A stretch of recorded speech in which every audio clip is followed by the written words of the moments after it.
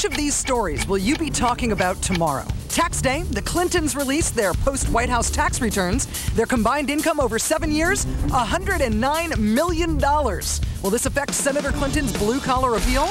On the campaign trail, a day to remember the 40th anniversary of the murder of Dr. Martin Luther King. McCain goes to Memphis and tries to make amends. When I voted against a federal holiday in memory of Dr. King, I was wrong.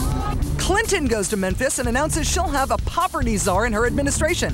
Obama bypasses Memphis and goes to one of the biggest toss-up states yet to vote.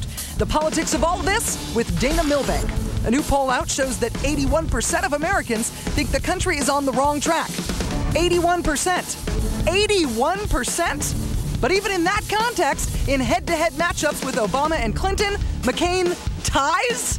We'll figure out that twisted logic with Jonathan Alter. And the twisted logic of continuing the war without letting the public know what the intel community says about how the war is going. How does it serve the troops to have the country debate their fate without the facts? Does staying up late make you more likable? I was worried I wasn't going to make it. Oh. Yeah, I was pinned down by sniper fire. Really? Right on. Almost forgot about that till you brought it up. Again, self-deprecation or self-destruction. And the destruction of the habeas corpus. Thanks to modern post-9/11 thinking, those rights are now fully alienable. 5th anniversary week here on Countdown continues with what you voted as one of your favorite segments. Let's all wave goodbye to our civil liberties all over again. All that and more now on Countdown.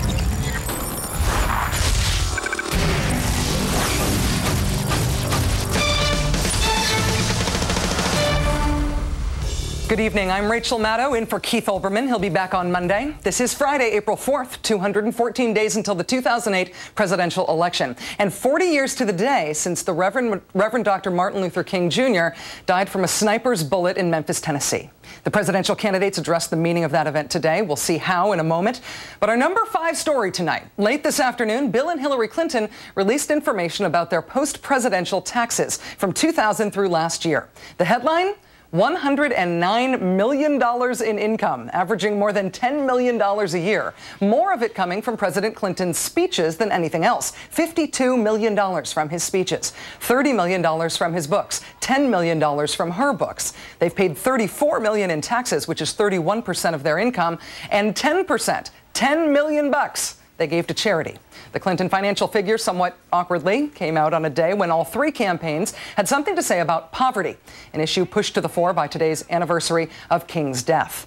Speaking in Memphis, Senator Clinton said she would appoint a poverty czar to serve in her cabinet. She also spoke about her reaction to King's death 40 years ago today.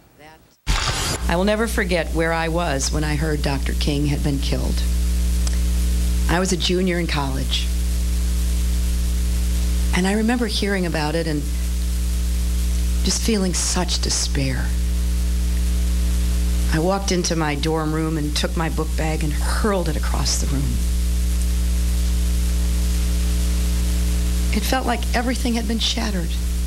Senator John McCain was also in Memphis today, apologizing for his previous opposition to the federal holiday honoring King, getting booed in the process. McCain also pledged to make poverty a priority, but made no promise of a cabinet-level position. Senator Barack Obama did make that promise, but unlike McCain or Clinton, Obama was not in Memphis today. Speaking in Indiana, Obama recalled not his own personal account of that day. He was just 7 years old, after all. Instead, he talked about Robert Kennedy, giving a crowd the news about King's death.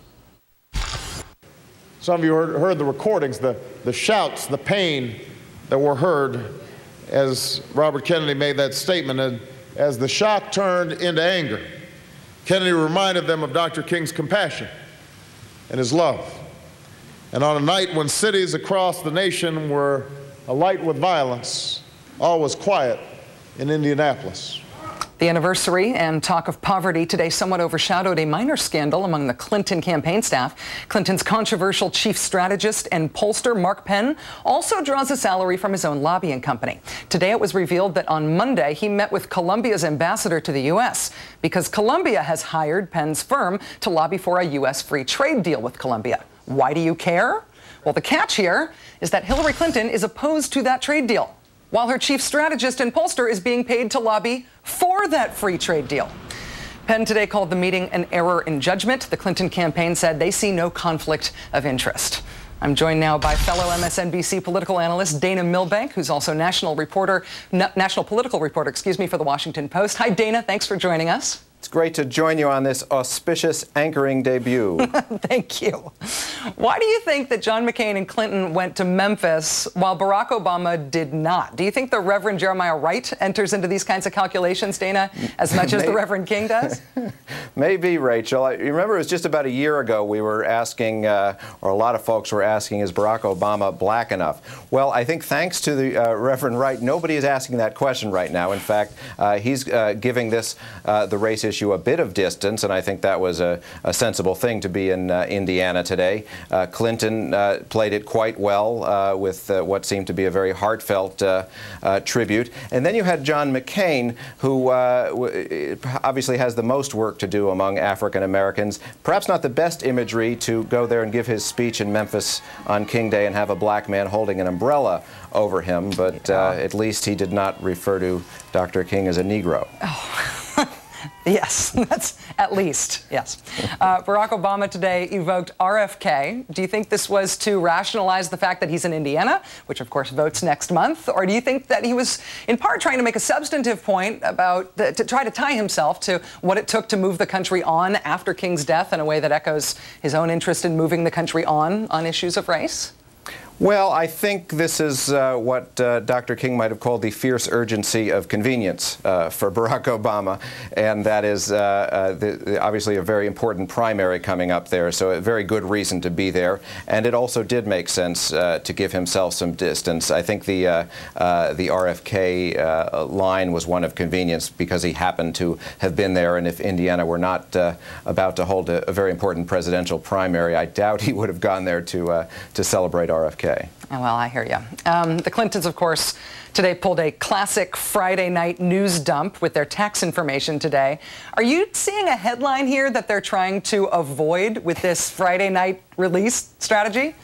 Yes, I think it was Bill Clinton as rich as Dick Cheney that they were probably trying to avoid. And there's obviously 109 million reasons why you wouldn't want this out right now. And clearly Bill Clinton has disqualified himself for the role of poverty czar.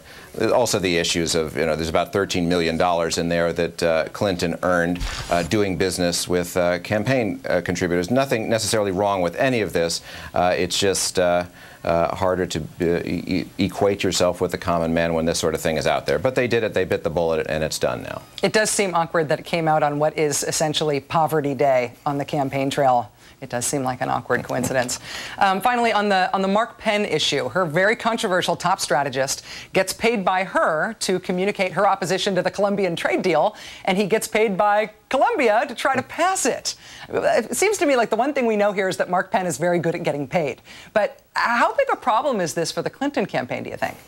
Yes, I think Mark Penn is also not a likely candidate for poverty czar. We know as of several months ago he'd already received $5 million from the Clinton campaign. But evidently Colombia is paying him somewhat more than that since he made their case here. It is a minor issue because nobody's really paying attention to Colombia, but it does bring back the whole issue of Austin Goolsbee and the Obama campaign. The Clinton campaign made a big deal of this, saying he was essentially contradicting Obama's message on NAFTA.